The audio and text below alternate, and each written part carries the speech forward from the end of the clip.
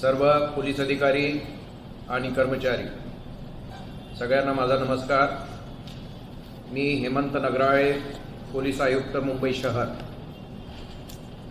महाराष्ट्र शासनाकडून कोविड-19च्या अनुषंगाने दिनांक 4 एप्रिल 2021 रोजी मार्गदर्शक सूचना जारी करण्यात आल्या असून त्याचे तंतोतंत पालन करणे अत्यंत आवश्यक आहे।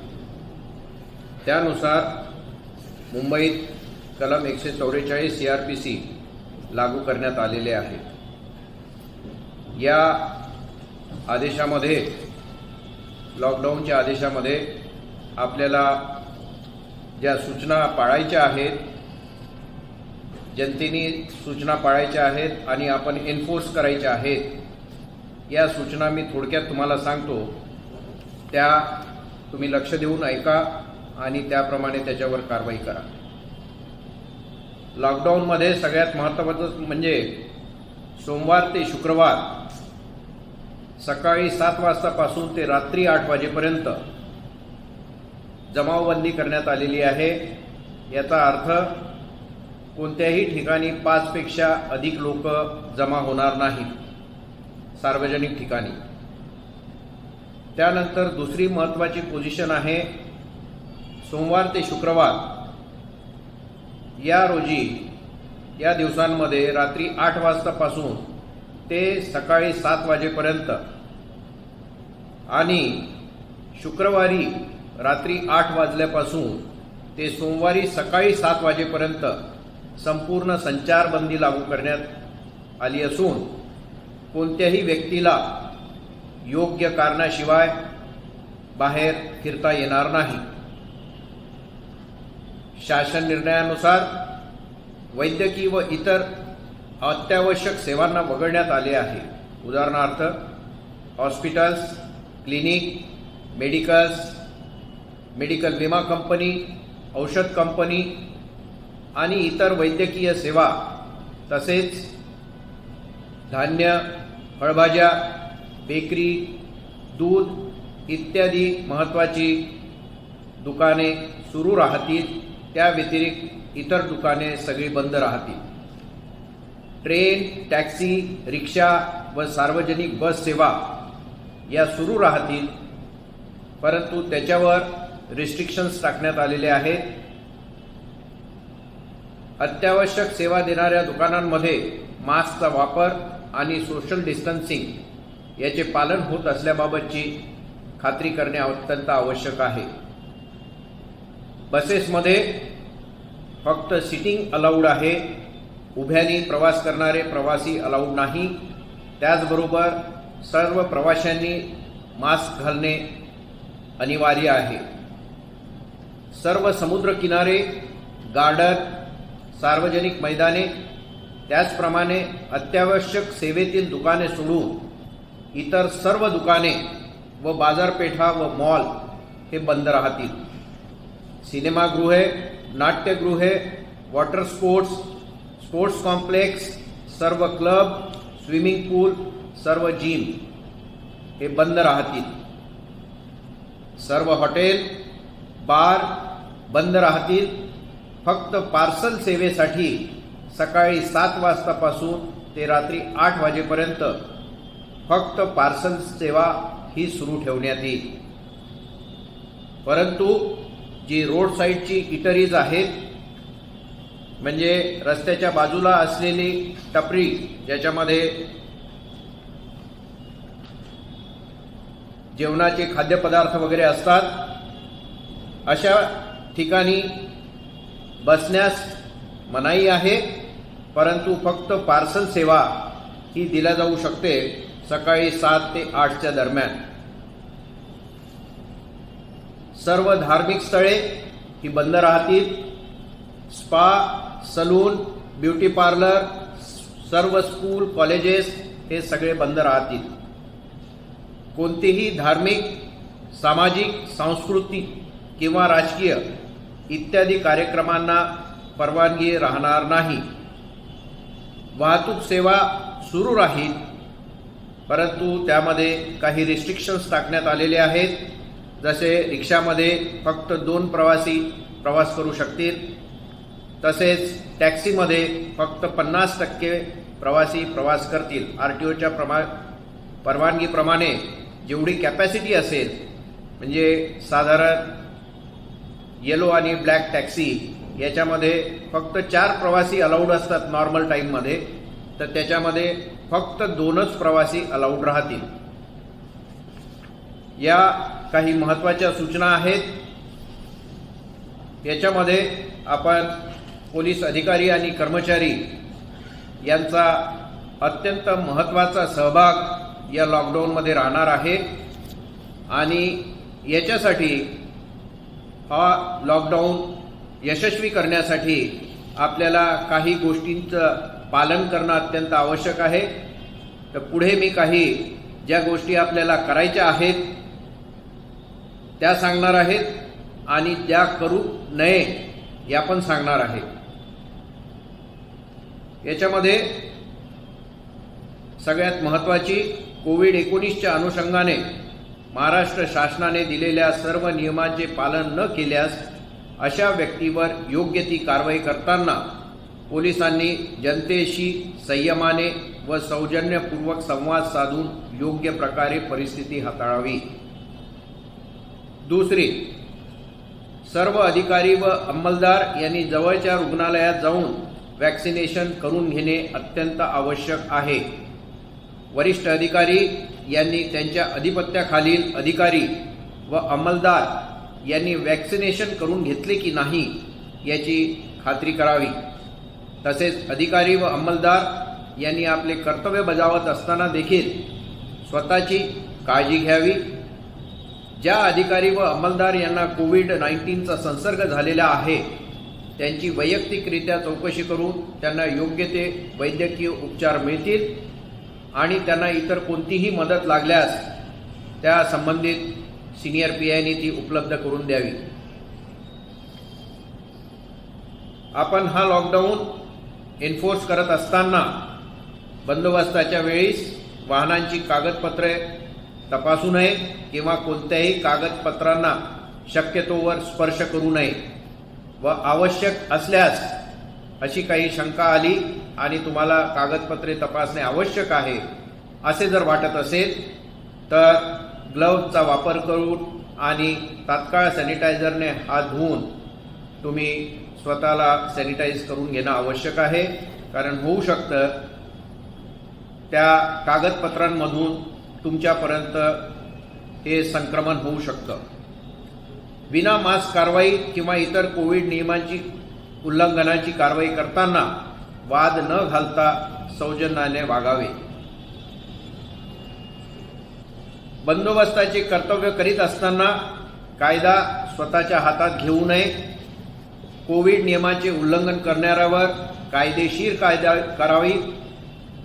बऱ्याच वेळेस आपल्याकडे व्हिडिओ येतात, त्याच्यामध्ये कुणाला सूर्यनमस्कार करायला सांगतात, कुणाला उठबशा करायला सांगतात, कुणाला माकड उड्या करायला सांगतात. हे योग्य नव्हे. ते कायद्यानुसार चुकीचे आहे. कारण असे चित्रीकरण होऊन आणि मग या सोशल मीडियावर अशा प्रकारच्या क्लिप्स या व्हायरल होतात आणि त्यामुळे जनमानसामध्ये पोलिसांच्या प्रतिमा मलिन होते. कर्तव्यावरील अधिकारी अंमलदार यांनी जेवण करताना नाश्ता करताना सोशल डिस्टन्सिंग ठेवावे. सगळे आपलेच आहेत असं समजून जवळजवळ बसून जेवण किंवा नाश्ता करू नये, कारण त्याच्यामुळे संसर्ग वाढण्याची शक्यता असते. कोविड काळात पोलीस ठाण्यामध्ये वाढदिवस, सेवानिवृत्ती आणि इतर कार्यक्रम यांना गर्दी होणार नाही याची काळजी घ्यावी. शक्यतो असे कार्यक्रम न केलेले बरे. प्रत्येकाने मास्क, फेस शील्ड व सॅनिटायझरचा वापर करावा आणि स्वतःला वेळोवेळी दिवसभरातून बरेचदा सॅनिटाईज करून घ्यावे. बंदोबस्ताच्या वेळी किंवा पोलीस ठाण्यात असताना एकमेकांपासून सुरक्षित अंतर ठेवावे. कोणाकडेही चौकशी करताना सामाजिक अंतर ठेवावे, आरोपीकडे तपास करायचा असल्यास अंतर ठेवावे आणि शक्य असल्यास पीपीई किट परिधान करावे. रुग्णालयात किंवा कोविड सेंटर येथे बंदोबस्ताकरता असलेल्या अंमलदारांनी किंवा तपासाकरिता जाणाऱ्या अंमलदारांनी पीपीई किटचा वापर करावा. कोविडच्या संदर्भात कोणतीही चुकीची माहिती प्रसारित होणार नाही याची काळजी घ्यावी. गर्दी असल्यास कोविड संदर्भातील सूचनाकरता मेगाफोनचा वापर करावा. सर्व पोलीस स्टेशननी आपल्या पोलीस स्टेशनला कमीत कमी 5 मेगाफोन असतील अशी व्यवस्था करावी, कारण येणाऱ्या काळामध्ये तुम्हाला मेगाफोनची अत्यंत आवश्यकता पडणार आहे. त्याचप्रमाणे तुमच्या गाड्यांवर, मोबाईल्सवर सुद्धा तुम्ही मेगाफोन लावून घेणे आवश्यक आहे. बंदोबस्ताच्या वेळेस रस्त्यावर बॅरिकेडचा वापर करावा. बंदोबस्ताकरता वापरण्यात येणारे साहित्य जसे तुमची लाठी, शील्ड, हेल्मेट यांना वेळोवेळी सॅनिटाईज करून घ्यावे, कमीत कमी दिवसातून एकदा किंवा दोनदा. आणि सगळ्यात महत्त्वाचं, तुम्ही ज्या ठिकाणी राहताय, तुमचं राहायचं घर आणि ज्या ठिकाणी तुम्ही ड्युटी करताय ते पोलीस स्टेशन किंवा ते ड्युटीचं ठिकाण हे स्वच्छ ठेवावे, जेणेकरून तिथूनच संसर्ग होणार नाही यासाठी आपण काळजी करणं अत्यंत आवश्यक आहे. आज रात्रीपासून आपला हा बंदोबस्त सुरू होणार आहे आणि या बंदोबस्तामध्ये आपले अधिकारी, कर्मचारी, कारण हा बंदोबस्त काही एका दिवसाचा नाही, 2 दिवसाचा नाही. आता सध्या जो लॉकडाऊनचा ऑर्डर आहे हा 30 एप्रिलपर्यंतचा ऑर्डर आहे. आता तो त्याच्यानंतर अजून पुढे कधी जाईल आपल्याला नक्की माहिती नाही, कारण कोरोनाचं संक्रमण येणाऱ्या दिवसामुळे हा लॉकडाऊन सुरू केल्यानंतर केसेस कशा वाढ होतात किंवा त्याच्यात कमी होतात हे बघितल्यानंतरच शासनाकडून पुढचे निर्णय घेण्यात येतील. त्याच्यामुळे आपल्याला बंदोबस्त प्लॅनिंग करताना आपल्याला जास्त कालावधीचा बंदोबस्त हा प्लॅन करायचा आहे. एकीकडे सगळे अधिकारी, कर्मचारी एकाच वेळेस लावून टाकले, दुसऱ्या दिवशी लावायला आपल्याकडे काही नाही किंवा तिसऱ्या दिवशी लावायला आपल्याला काही नाही, अशी परिस्थिती होता कामा नये. प्लॅनिंग व्यवस्थित करून आपल्या अधिकाऱ्यांना रेस्ट मिळाली पाहिजे, कर्मचाऱ्यांना रेस्ट मिळाली पाहिजे. त्याचबरोबर काही कर्मचारी ड्युटीसाठी सुद्धा हजर राहायला पाहिजेत. या सगळ्या गोष्टी एक सिनियर पीआय, एक एसीपी आणि एक डीसीपी या नात्याने तुम्ही बघणे अत्यंत आवश्यक आहे.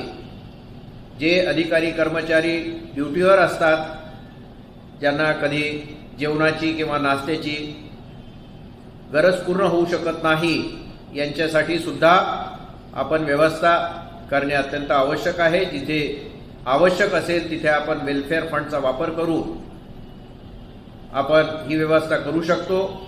बऱ्याच ठिकाणी आपले गुरुद्वारे आहेत, गुरुद्वारामध्ये लंगर असतं. आपण जर त्यांना विनंती केली तर ते सुद्धा आपल्याला मदतीसाठी नेहमीच हात देत असतात. हा जो बंदोबस्त आहे बऱ्याच कालावधीचा आहे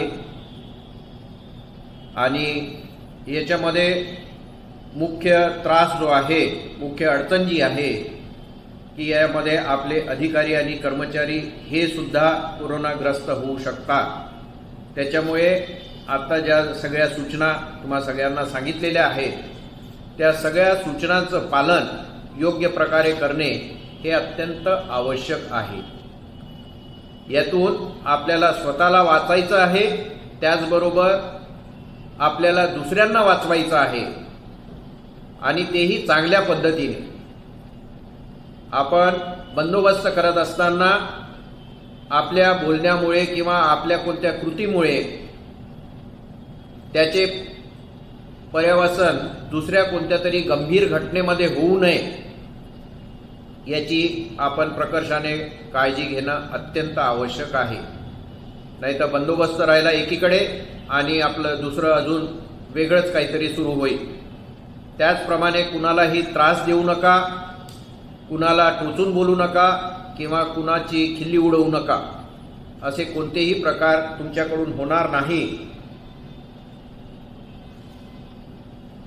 हे आवर्जून बघणे अत्यंत आवश्यक आहे. या संपूर्ण बंदोबस्ताच्या वेळेस ज्या इसेन्शियल सर्व्हिसेस आहेत, जसे भाजीपाला, धान्य, ब्रेड, दूध, या सगळ्या इसेन्शियल सर्व्हिसेस ने-आण करण्यासाठी आपण पासेस अगोदर दिलेले आहेत. ज्यांच्याकडे जुने पासेस आहेत ते जुने पासेस अजून व्हॅलिड आहेत असं समजण्यात येईल. तुम्ही सर्व सिनियर पी आय आणि सगळ्यांना कर्मचाऱ्यांना सांगा निक्षुणपणे की जुने पासेस ज्यांच्याकडे आहेत ते जुने पासेस व्हॅलिड राहतील, त्यांना वापरता येतील. आणि त्याचबरोबर नवीन जे पासेस आहेत ते स्पेशल ब्रँचकडून आपल्याला सप्लाय करण्यात येतील.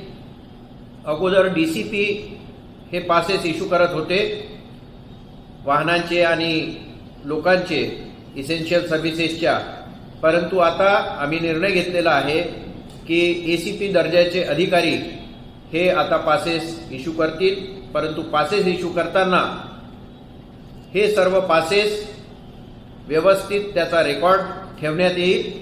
कुणाला पासेस इश्यू केल्या गेले त्याच्यावर नंबरिंग ठेवण्यात येईल आणि तुमच्या प्रत्येक ACPच्या ऑफिसमध्ये रजिस्टर ठेवून नंबरनुसार ते पासेस व्हेरिफिकेशनसाठी उपलब्ध राहायला पाहिजे.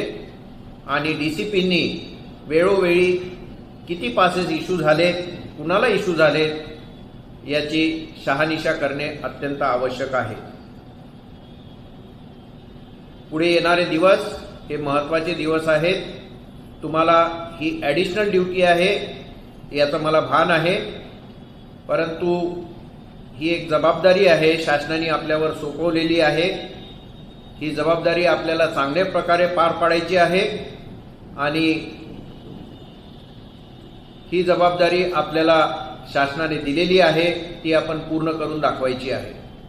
याचबरोबर तुमच्या हद्दीमध्ये राहणारे गुंड, समाजकंटक या संधीचा फायदा घेऊन दुसऱ्या काही गोष्टी करू शकतील, समाजामध्ये तेढ निर्माण करू शकतील किंवा अजून अशा काही गोष्टी करू शकतील ज्याच्यामुळे समाजामध्ये काहीतरी प्रॉब्लेम होतील. तर या गोष्टीसाठी तुम्ही अलर्ट असणे अत्यंत आवश्यक आहे. तर ह्या बंदोबस्तासाठी माझ्या या सूचना आहेत. आपण सर्व DCPनी, सर्व ACPनी, सगळ्या सिनियर PIनी या प्रत्येक बंदोबस्तावरच्या कॉन्स्टेबलपर्यंत, सगळ्या 100% कॉन्स्टेबलपर्यंत या सूचना पोहोचतील याची खात्री करा. बऱ्याचशा गोष्टी कुणाला समजत नाहीत किंवा भ्रम निर्माण होतात, तर असं काही होणार नाही अशी मला आशा वाटते. जय हिंद, जय महाराष्ट्र. Perfect.